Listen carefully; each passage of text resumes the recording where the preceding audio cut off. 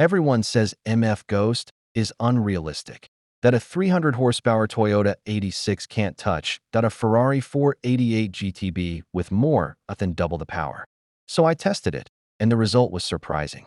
Step 1. Setting the rules. To keep things fair, I set up both cars with realistic tuning, simulation damage, ABS and stability control off. The Ferrari 488, 660 HP with grip driving.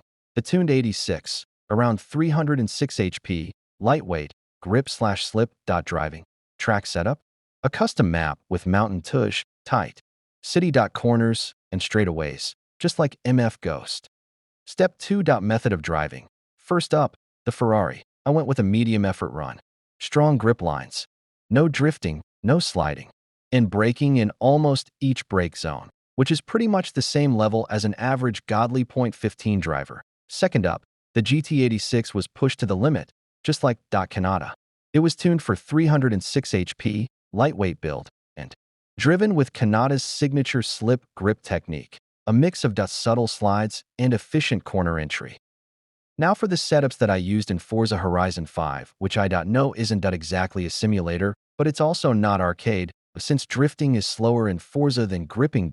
And with all the assists off and damage set to simulation. Settings, we can get close enough to a simulator.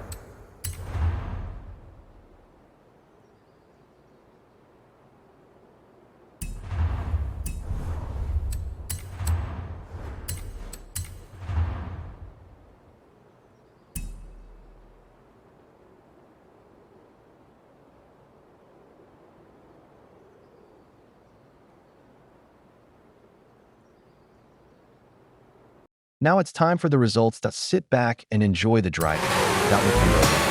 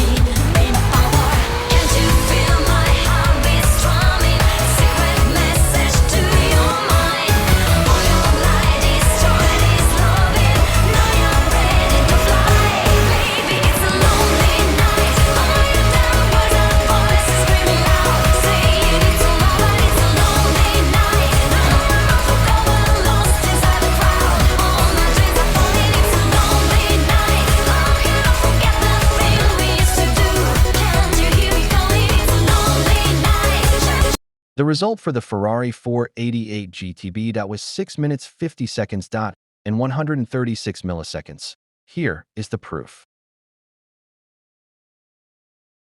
Now it's time for the Toyota GT86. Let's see if we can beat this time with maximum effort.